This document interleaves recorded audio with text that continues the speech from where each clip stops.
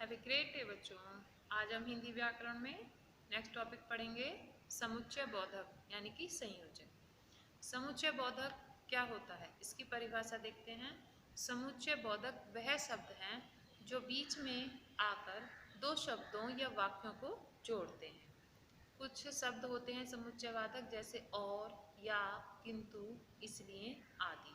यानी कि जब हम दो या दो से अधिक वाक्यों को जोड़कर एक बनाते हैं, उनको छोटा करते हैं, तो इन शब्दों का प्रयोग किया जाता है। जैसे एक वाक्य है राम अच्छा है, दूसरा वाक्य है हमारा मोहन अच्छा है। इन दोनों वाक्यों को जब हम मिलाकर एक करते हैं तो हम एक सेंटेंस में कह सकते हैं कि राम और मोहन अच्छे हैं। यहाँ पर हमने दो वाक्यों को जोड़ने के लिए और संयोजक का प्रयोग किया है। अब आगे देखते हैं समुच्चय बोधक के प्रकार। समुच्चय बोधक के प्रकार में सबसे पहला हमारा प्रकार है समन्वय संयोजक।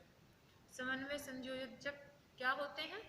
दो समान स्तर या स्वतंत्र दो शब्दों या वाक्यों को जोड़ने वाले समुच्चय बोधक शब्द को समन्वय संयोजक कहते हैं।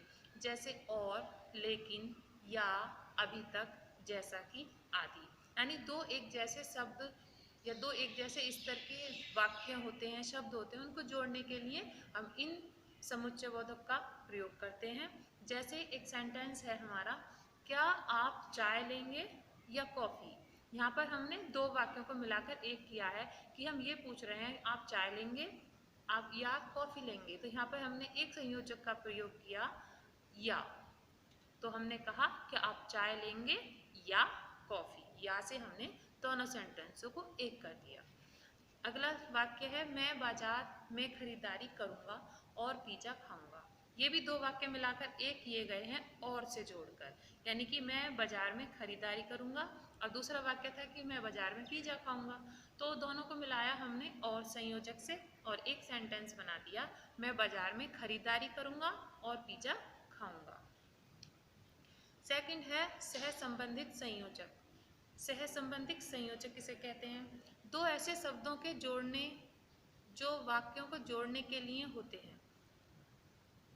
दो ऐसे शब्द हमने ऊपर जो शब्द अभी जोड़े थे वो एक शब्द से ही दो वाक्य जोड़ दिए थे, लेकिन सह संबंधित संयोजक में दो शब्दों का एक साथ प्रयोग किया जाता है, तब दो वाक्य मिलकर एक बनते हैं और इससे वाक्य का महत्व समान होता है। दोनों वाक्य समान महत्व के होते हैं, अर्थात एक साथ दो शब्द लगाए जाते हैं, एक एक नहीं हम इनका प्रयोग कर सकते। जैसे या तो, या, यानी अगर हम या तो लगाएंगे तो उसके साथ हमें या का प्रयोग करना पड़ेगा। ना तो ना तो के साथ हमें और ना ही का प्रयोग करना पड़ेगा। केवल, केवल के साथ नहीं बल्कि का प्रयोग करना पड़ेगा। जैसे ही, जैसे के साथ ही, के साथ बजाय, आदि। ऐसे शब्द होते हैं जहाँ हमें दो शब्द एक साथ लगाने पड़ते हैं, तो वहाँ पर सह संबंधित संयोजक होता है। जैसे वाक्य देखते हैं, उस कमरे में या तो गाय है या भैंस। यहाँ पर दो शब्द एक साथ लगे हैं, या तो यह है सह संबंधित संयोजक है। ना तो मैं नाच पाऊंगी और ना ही गा पाऊंगी। यहाँ पर संयोजक लगा है ना तो और ना ही। वह केवल बुद्धिमान नहीं बल्कि नम्र भी है। यहाँ पर हमने दो संयोजक शब्द एक साथ लगाए हैं, केवल और नहीं बल्कि। तो जहाँ पर दो शब्द एक ही वाक्य में लगाए जाते हैं, यानी कि दो शब्द एक साथ ही प्रयोग होते हैं, वहाँ पर सह संबंधित संयोजक होता है। और थर्ड एंड लास्ट होता है गौण संयोजक। गौण संयोजक की क्या पहचान होती है? इस प्रकार के संयोजक में एक स्वतंत्र वाक्य और एक वाक्यांश को जोड़ते हैं, यानी एक वाक्य आपका स्वतंत्र होगा और दूसरा वाक्य उसका हिस्से के समान प्रयोग किया जाता है। जैसे अगर, जब। कुछ संयोजक ऐसे हैं इन्हें लगा के हम वाक्यों को मिलाकर एक करते हैं। चूंकि, के बाद, से पहले, जब तक, जहाँ भी, चाहे, जहाँ तक, में से, आदि। जैसे हम वाक्य देखते हैं, जहाँ तक मैं जानती हूँ वह अच्छा नहीं है, तो जहाँ तक के साथ जहाँ और तक ये गौण संयोजक हैं। दूसरा, वह घंटी बजाने के बाद पहुँच गया, यानी कि घंटी बजाने का काम हुआ और पहुँचने का। ये दो वाक्य हैं और दोनों को जोड़कर एक किया गया है। पहला वाक्य हमारा स्वतंत्र है, दूसरा उसका वाक्यांश है। जब तक बारिश न हो मैं नहीं जाऊँगा।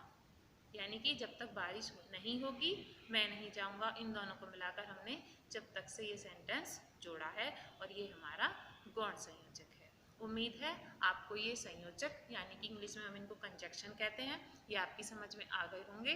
और आपको हिंदी व्याकरण अगर अच्छी तरह समझ में आ रही है तो प्लीज़ आप इस चैनल को लाइक करें और सब्सक्राइब भी करें। थैंक्स।